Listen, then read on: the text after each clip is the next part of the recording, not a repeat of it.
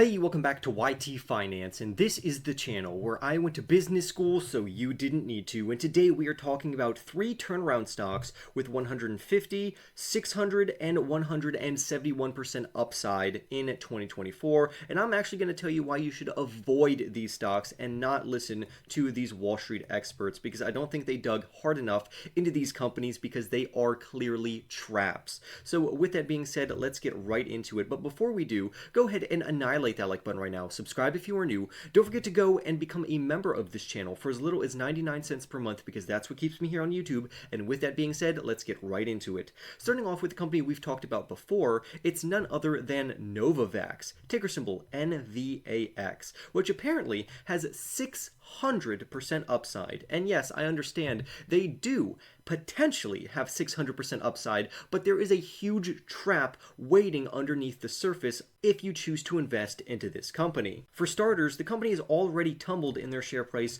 more than 98% from their all-time highs. But despite this, an H.C. Wainwright analyst actually believes that shares of Novavax could jump from $5 all the way up to $35 during the year of 2024, which would represent a 600% upside potential. Next, let's talk about the huge problem with this company.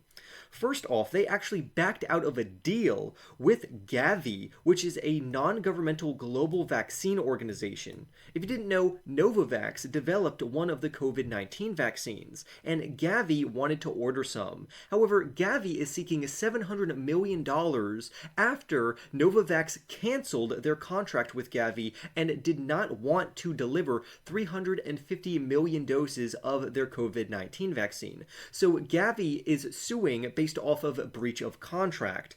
Now, it is worth noting that if Novavax wins, this would greatly improve their overall fundamentals and financials because they are already cutting a lot of expenses from their overall list of expenditures. However, the opposite is also true. If Gavi wins, then Novavax will have to pay $700 million, which could potentially, in my opinion, make this company go underwater, meaning that they could go out of business. They would have to sell off a lot of assets just to continue to be solvent in this economy. So I think that is a huge problem surrounding this company.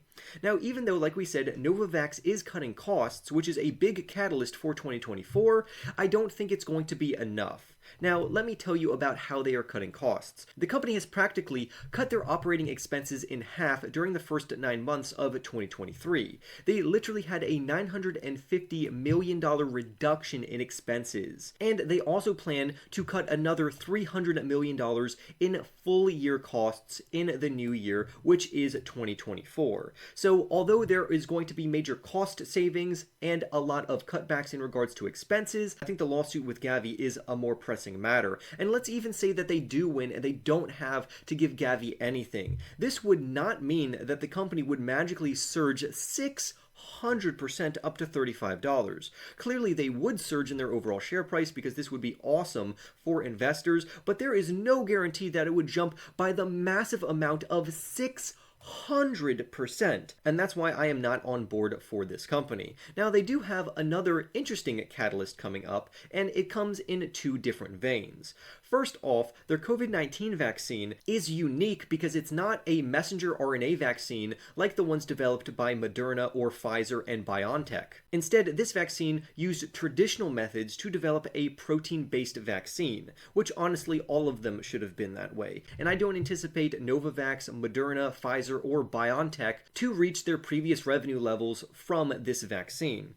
So to offset this, Novavax actually wanted to kick off a late-term study to offer a combination vaccine, which will be both a COVID-19 vaccine and an influenza or a flu vaccine at the same time. So it's a simultaneous vaccine where you get 2 in 1 in just one shot. And I do think that could be a good catalyst, but this catalyst would be projected for 2026. So not really any time soon. And that's why I don't think Novavax is going to be a suitable investment in the short term. term. The risk to reward to me is just not worth it, considering that you are literally gambling if you invest into this company, because they could potentially go out of business if they are going to have to hark over $700 million to Gavi, considering their lawsuit. So I am not overly bullish on Novavax, and I don't think investors should invest into this company because the risk to reward ratio is just not strong enough. However, if you agree with the analyst that believes it's going to increase by 600%, then feel free to do your own research and buy into this company. However, for me, it's just not worth it. Even if this company does end up surging, I would like to practice proper risk management.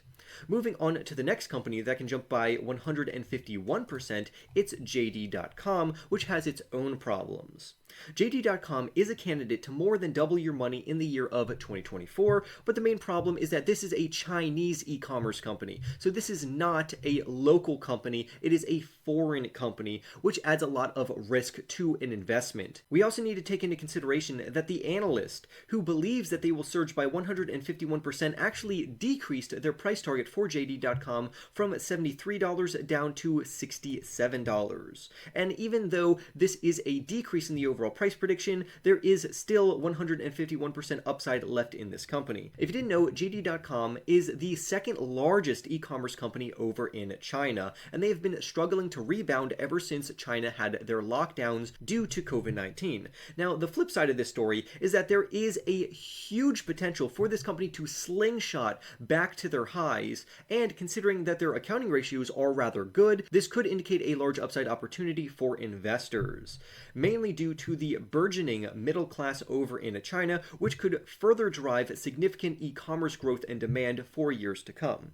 And what really separates JD.com from the number one largest e-commerce player over in China, which is Alibaba, is that Alibaba primarily leans on third-party sales via its online marketplace to generate revenue, and they normally sell to other companies, while JD.com is a more true and direct-to-customer type of provider. So there is an edge in regards to JD.com, and we also know that their valuation is actually pretty good. JD.com is currently trading at only 8 times their forward earnings. So even when we account for the added risk of regulatory risks, auditing risks, and investing into a foreign stock, historically this company is trading at a very cheap valuation. But overall, I think there is too much ambiguity surrounding this stock, and here's 3 reasons why. The first reason is because they are a foreign company, which means that you are investing into a shell company to even get into this overall company, which adds a lot of risk to your investment.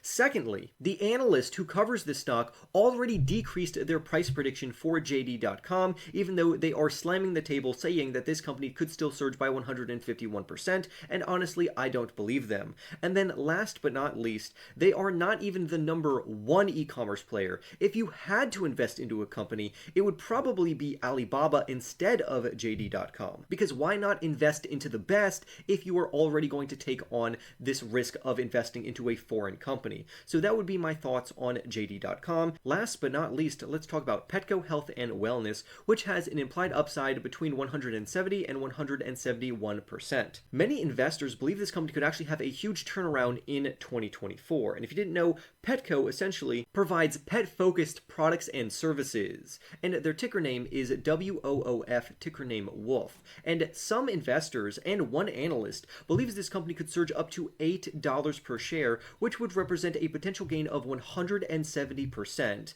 Now, the best single factor that we can work with regarding this company is their willingness to open their doors for people who love their pets. And there is also huge demand for the pet industry overall. We don't see any decline in the amount of people wanting to spend loads of money on their pet. And that means that Petco is working with a large market base and a lot of demand, which should cater positively toward their business in the ever-expanding pet industry. However, clearly there is a drawback and why I personally would not invest into this company right now. Petco Health and Wellness hasn't been able to capitalize on this demand, even despite a surge in spending. And when I say a surge in spending, I don't mean Petco spending, I mean consumer spending. So even though consumers are more willing than ever before to spend loads of money on their pets, Petco just hasn't been able to capitalize on this. This is one of the reasons why Petco is adjusting their products to match this value-focused opportunity, because it seems that a large portion of consumers are gravitating toward value-based items. And as they continue to reduce their operating expenses, hopefully the company's guidance will be able to perform better than what it has in the past, because Petco has repeatedly missed the mark on their overall guidance, and that's why I am not very positive about this company. The key for Petco's turnaround in 2024 will hinge on their success of higher margin subscription services. If you didn't know, or if you weren't familiar, Petco ended its fiscal third quarter with 672,000 VitalCare Premier members, which is very good, because VitalCare Premier members are likely to spend more than non-members and stay loyal to Petco as a brand. But even with this increase in VitalCare Premier members from 400,000 up to 672,000, Petco is still in the gutter financially. Meanwhile, they are trying to beef up their digital sales opportunity so they can market more effectively to pet owners to hopefully boost their margins, but this had just not come through yet. That's why I can't conceivably see Petco surging to $8 in 2024 unless a huge catalyst were to happen to this company. And like the others, there are multiple other reasons why I would not invest into this company. They have disappointed on their top and bottom lines repeatedly. Their projections are not good. They have missed forecasts, and I am not taking the advice from just one analyst. And even if I were to take advice from just a single analyst, I would make sure that analyst is extremely prominent and focuses or has a specialty on a particular industry or space. So overall, investors need to avoid articles like this, especially if they haven't done research into these overall companies. Don't just read headlines and invest willy-nilly, because that would be very similar to just gambling. And if you want to do that, feel free to go to a casino, but here we practice proper risk management and we invest into fundamentally solid companies. That's why I think investors should be aware of articles just like this one. But I would love to hear your thoughts down below, and tell me if you own or plan to own any of the companies on this list, and if you think that I judged them fairly. With that being said, don't forget to go and annihilate that like button right now. Subscribe if you are new. Go ahead and become a member of this channel for as little as 99 cents per month. And with that being said, I will see you in the next YT video.